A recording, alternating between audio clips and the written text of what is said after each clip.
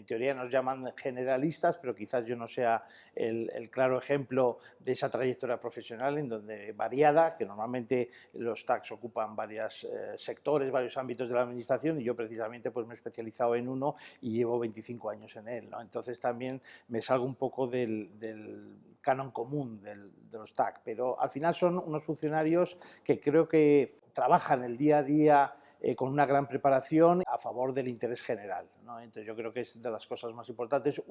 funcionarios muy bien preparados y que luchan por el bien común, por el interés general. La importancia del cuerpo es estar presente día a día en el devenir de la administración, es decir, cuando hay una gran noticia, se ha hecho un proyecto de ley, se ha aprobado una serie de líneas políticas en un determinado ámbito, yo siempre quiero pensar que detrás hay uno o varios TACs, ¿no?, que han trabajado en ello desde el anonimato, en la sombra, pero realmente con un resultado brillante en cuanto no solo a las ideas, sino también a su legalidad, ¿no? Y en ese sentido yo creo que es el mérito realmente de nuestro cuerpo. En mi caso concreto, dentro de la gestión del patrimonio histórico, pues hay momentos muy relevantes que estábamos varios TACs ahí detrás, como pudiera ser pues cuando ganamos el pleito a Odyssey en el Tesoro de Nuestra Señora de las Mercedes, que luego para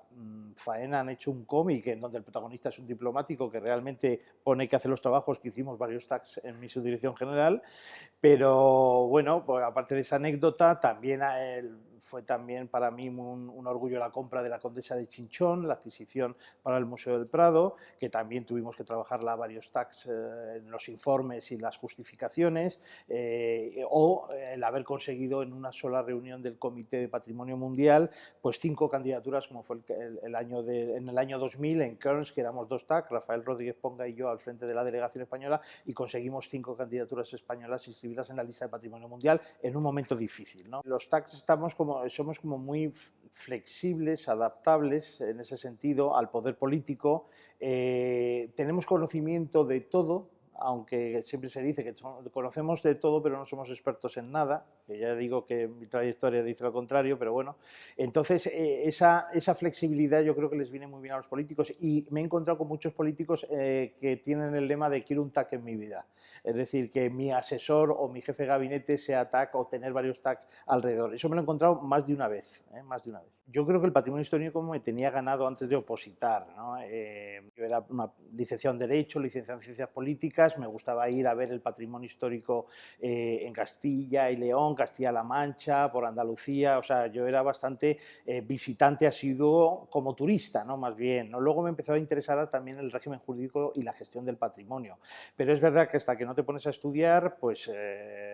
obviamente centrado en la oposición, había un tema de patrimonio histórico que era el que mejor me sabía de todos todos los temas que entraban en el oral, y precisamente me tocó en el oral ese tema, ¿no? Entonces algunos compañeros míos me decían que tenía una estrella y que estaba predeterminado. También me acuerdo en el curso selectivo del INAP, cuando nos daban las fichas con los organigramas de los ministerios, como yo abría el de Cultura y veía su Dirección General de Protección del Patrimonio Histórico y decía un poco de esta será mía algún día, ¿no? Bueno, pues 6 años después me propusieron formar parte de la Subdirección General de Protección del Patrimonio en el año 96, y ahí empecé a realmente trabajar en la gestión del patrimonio histórico.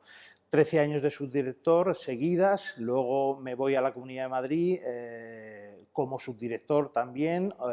3 años difusión del patrimonio, otros 3 años protección del patrimonio, vuelvo al Ministerio como director general de Bellas Artes y ahora estoy en el Ayuntamiento como director general de Patrimonio. Es decir, que mi vida se ha circunscrito a la gestión y a la protección jurídica del patrimonio histórico porque a mí me gustaba, y es un ámbito que sigo siendo, me llena totalmente y soy feliz en mi trabajo por las materias que tratamos, ¿no? Nuestra preparación también nos ofrece la posibilidad de adaptarnos muy fácilmente a lo que es el engranaje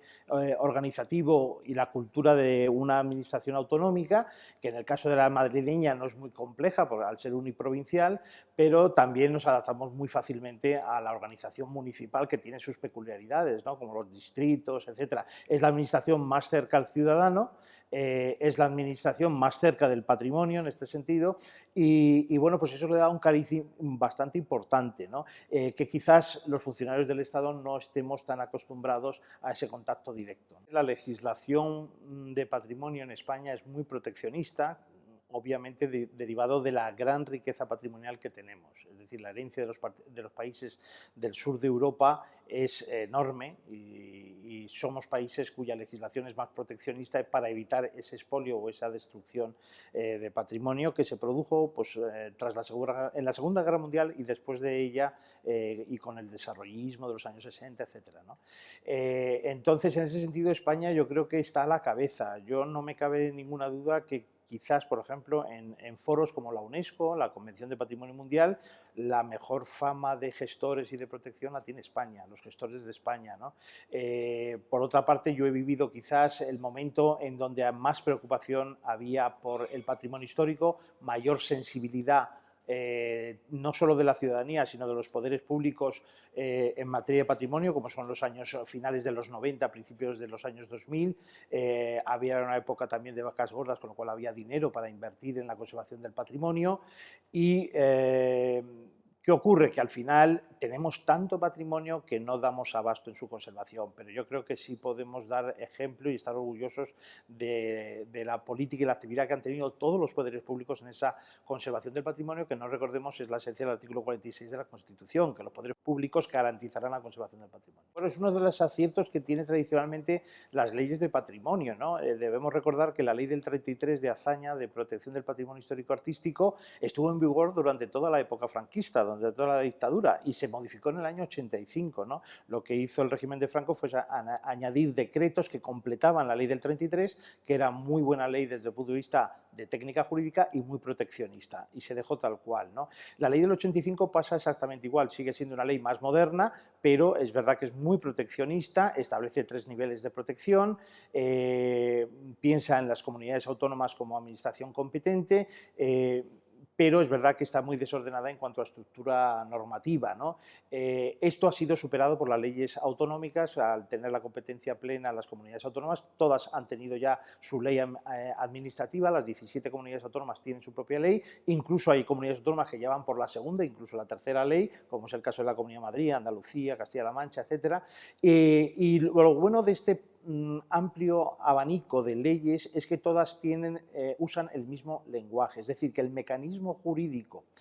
de protección que utiliza la ley estatal es reproducido por todas las comunidades autónomas, con lo cual, vayas donde vayas,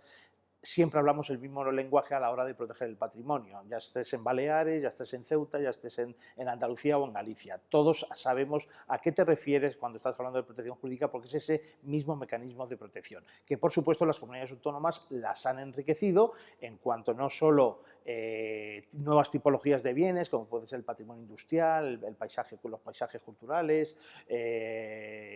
y alguna otra tipología más moderno, sino también incluso que establecen nuevos regímenes especiales de protección para estas nuevas tipologías. Entonces yo creo que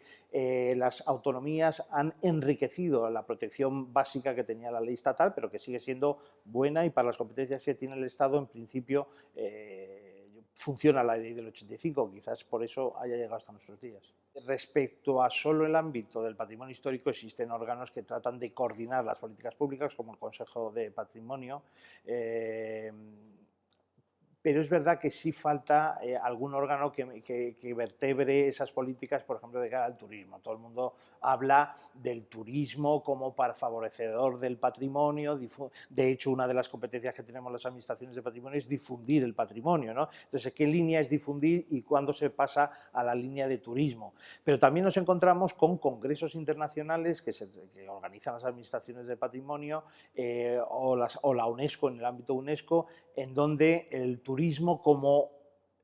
un elemento peligroso para la conservación del patrimonio, ¿no? Y entonces empiezan a hablar de los aforos que cada monumento puede soportar día a día. Entonces, bueno, pues eso, hay cosas muy avanzadas, como el caso de la Alhambra, en donde ya tienen un aforo anual que se divide en estaciones según las visitas, etcétera. Y es la carga que tiene el monumento. Más gente podría ser contraproducente, menos gente, pues se puede soportar un aumento. Es el caso de Altamira, es decir, la presencia humana en las cuevas de Altamira, más de 6 personas a la semana, ya supone un peligro para la conservación de las pinturas. Entonces, bueno, ¿qué políticas públicas